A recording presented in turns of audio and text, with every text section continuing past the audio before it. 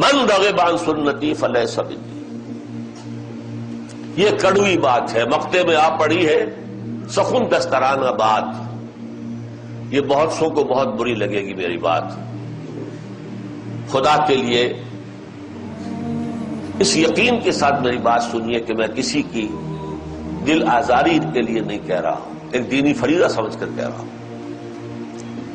من رغب عن سنتی فلیس منی، جسے میری سنت پسند نہیں ہے، جو میری سنت سے اعراض کرتا ہے، اس کا مجھ سے کوئی تعلق نہیں.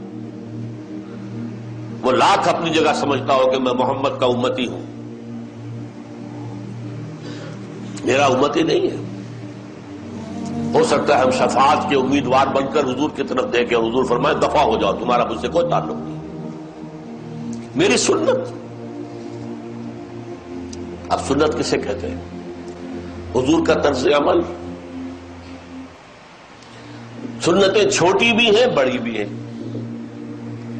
جیسے آپ اکنامکس میں اصطلاح استعمال کرتے ہیں میکرو اکنامکس، مائکرو اکنامکس. تو میکرو سننا، مائکرو سننا. مائکرو سننا کی مثال سب سے مائکرو، سب سے چھوٹی. مسجد میں داخل ہو تو دایاں آگے جائے بایاں نہ جائے، باہر نکلے تو بایاں پہلے نکلے دایاں نہ نکلے. کسی نے تو نکلنا ہے بھائی، لیکن احساس رہے داخل ہوتے ہوئے دایاں آگے، نکلتے ہوئے بایاں آگے. بیت الخلاء میں جا رہے ہو تو بایاں آگے دایاں بعد میں، نکل رہے ہو تو دایاں پہلے بایاں بعد میں. سنت پر عمل ہو گیا، ثواب مل گیا. رات کو سونے لگے، قبلہ رخ ہو جاؤ، کروٹ لے لو قبلے کی طرف، اور اپنے گال کے ہاتھے اپنی دالی ہتھیلی رکھ لو. اللہ مزید توفیق دے تو مسنون دعا بھی مانگ لو. سنت ہو گئی.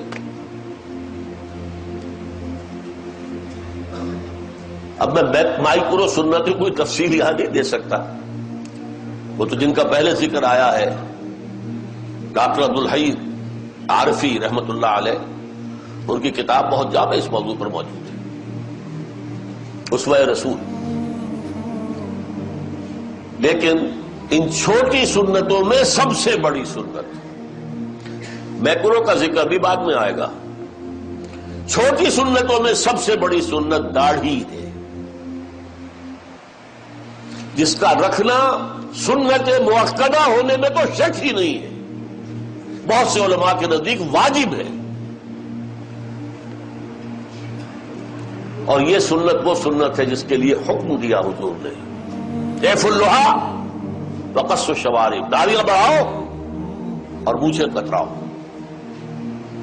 یہ صرف حضور کی سنت نہیں، تمام انبیاء اور رسول کی سنت، تمام اولیاء اللہ کی سنت. وہ 11ویں والے بھی اگر ہیں تو ان کی بھی سنت تھی. 11ویں دینے والوں میں وہ سنت والے تو نہیں ہوتے، وہ 11ویں دے رہے ہیں بس. اچھا، یہ سنت ایسی عجیب ہے کہ ہے تو ہر دم ہے اور نہیں ہے تو یکسر نہیں ہے. بعض سنتیں ایسی بھی ہوتی کبھی رہ گئی. فرض کیجئے ظہر کی پہلی 4 سنتیں رہ گئی اور آپ کو جلدی بھی ہے کسی کام میں، تو اگر رہ گئی کوئی بات نہیں ہے، سنت ہے، کبھی رہ جائے. اکثر آپ پڑھیں یہ سنت ہے کہ ہے تو ہمہ وقت ہے اور ہے نہیں تو زیرو. آل اور نن لا کہلاتا ہے فزیولوجی میں، ہے تو پوری اور نہیں ہے تو کچھ بھی نہیں. یہ مسلمان کی پہچان ہے، مسنون سنت، مسنون داڑھی ہے. دور سے آپ کو پتہ لگے گا یہ مسلمان آ رہا ہے، ورنہ کیا پتا کوئی عیسائی ہے، کوئی بدھ کا آدمی ہے، کوئی ہندو ہے، کون ہے کیا پتا. یہ ہماری پہچان ہے.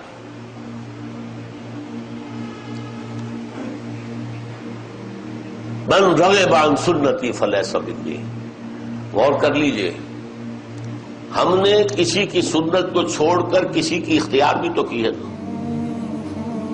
حضور کی سنت چھوڑ کر کرزن کی سنت اختیار کی کہ نہیں؟ کسی نہ کسی کا تو راستہ آپ اپنائیں گے.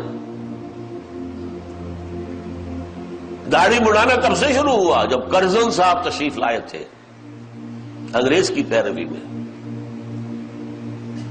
الناس علی دین ملوکہم. اور اب وہ روش ہے، چل رہی ہے، پوری دنیا کا معاملہ یہی ہے، بھیڑ چال ہے میں نہیں سمجھتا آپ میں سے کوئی ایک آدمی بھی ایسا ہو جس نے سوچ سمجھ کر حضور کی سنت ترک کر کے اور داڑھی بڑھانی شروع کی. نہیں، رواج ہے بس. لیکن اس پر بھی ہمارے علماء اب کچھ کہنے کی پوزیشن میں نہیں رہے.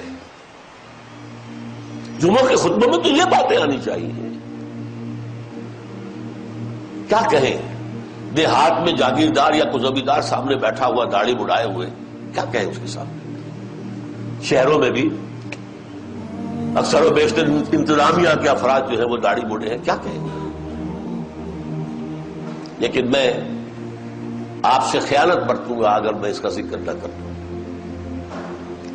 And it's never late, too late. اب بھی چاہے آپ کی عمر 60 کی ہو گئی ہو، 70 کی ہو گئی ہو، نہ گھبرائیے کہ کیا کہیں گے لوگ.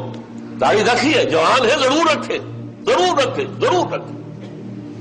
حضور کے ساتھ ہمارے تعلق کا یہ ایک پیمانہ ہے، آئینہ.